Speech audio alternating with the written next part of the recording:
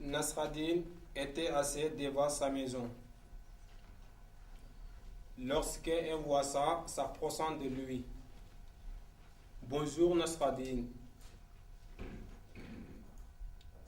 Est-ce que tu peux me prêter ton âne pour que je aille faire mes courses? Malheureusement, mon cher ami, mon âne n'est pas là aujourd'hui.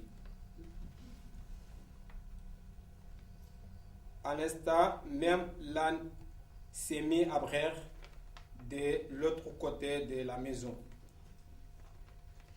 Furieux, le voisin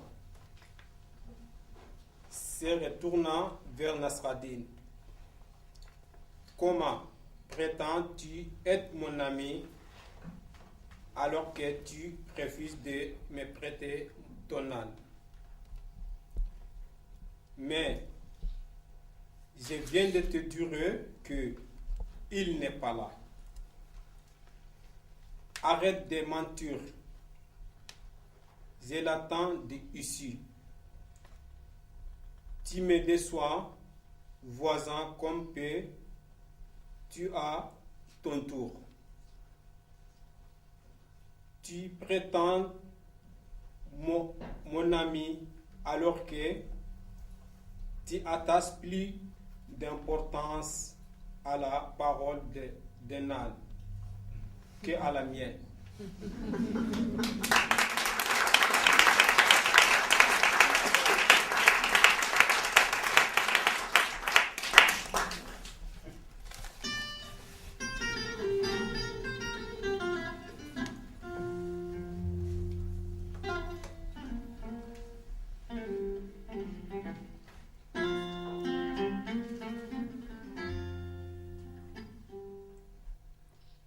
La mort. Un jour, Nasreddin grimpa un arbre, assis sur une branche, et s'est mis à la sienne. Un homme passant par là et les voyant s'est activé. Lui dit: attention à toi, l'ami, tu vas finir par tomber avec ta branche. Mais Nasreddin ne l'écoute même pas et continue son travail consciencieusement. Soudain, il s'est retrouvé par terre en même temps qu'à sa branche. Il souleva meurtre et courut à rattraper l'homme. Saint homme, tu dois certainement être enlevé. Sinon, comment aurais-tu pu savoir qu'ils allaient tomber de mon arbre? S'il te plaît, toi qui sais tout, dis-moi quand est-ce que je mourrai. Voyant la crédulité de Nasreddin, l'homme prit un air sérieux et lui dit: tu mourras le jour où ton âne pétera 3 fois de suite. 3 fois de suite. Nasreddin lui remercia et s'en alla. Un soir, au retour d'Issa, Nasreddin marchait tranquillement derrière son âne. Ce dernier qui avait mangé beaucoup de fèves. L'âne lassa un peu. Nasreddin s'est inquiété et s'est mis à trembler. Il prit de son âne de se tenir. Mais quelques pas plus loin, l'âne lassa un second qui peut bien s'honorer. Nasreddin pâlit. Nasreddin pâlit et regarda autour de lui. Un bout de bois bien rond, affolé. Une idée germa dans sa tête. Il prit le bout de bois et l'enfonça derrière de l'âne. Il soupira de soulagement. Mais l'âne, dans le ventre, était bien gonflé. Il lassa un troisième pied qui envoya le bout de bois contre le front de son maître.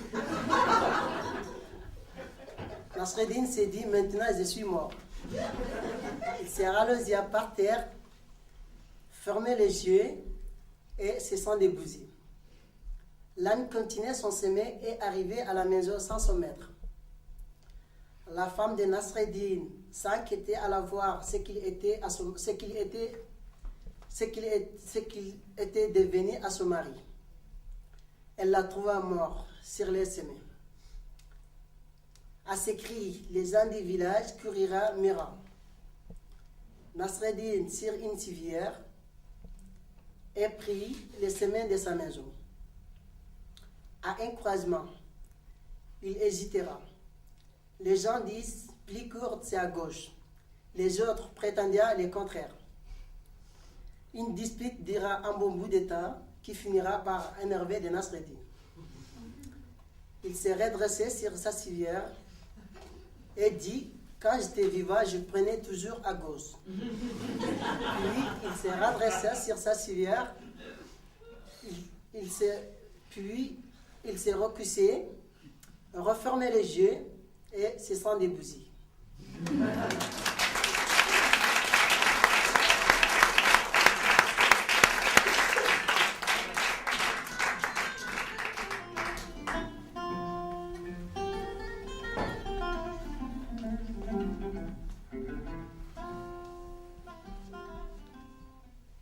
La nuit où il apprit du couscous.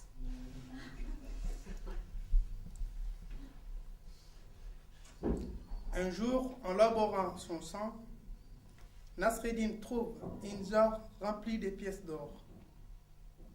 Il se hâta de la casser sous un arbre, en attendant la nuit pour la transporter sans être vu. Mais possédé par une folle envie de partager sa joie avec quelqu'un, il court jusqu'à chez lui, ferma la porte à clé, tirant sa femme par les bras vers la pièce la plus éloignée de la maison. Regardant autour de lui pour vérifier qu'il n'y avait personne. Elle lui susurra à l'oreille la bonne nouvelle, en lui enjoignant de ne souffler le mot en âme qui vit. Une fois couché, Nasreddin se rend compte de la bêtise qu'il venait de faire. Il était le premier à savoir que sa femme ne pourrait pas tenir sa langue et que le lendemain, la nouvelle sera diffusée partout. Il réfléchit et trouva une idée. Pendant que sa femme dormait, Nasreddin alla chercher la jarre et la cassant dans un lieu sûr. Puis il montait sur le toit, chargé de 2 chiots pleins de couscous. Il fait des bruits pour imiter l'orage. Il dispersa les couscous dans la cour, sur le toit et autour de la maison, avant d'aller se recoucher. Au réveil, sa femme l'appelant. J'ai eu peur cette nuit. Avec tous ces orages, le linge que j'avais laissé dehors doit être trempé. La femme sort pour ramasser ses linges. En arrivant dehors, elle pousse un cri de surprise.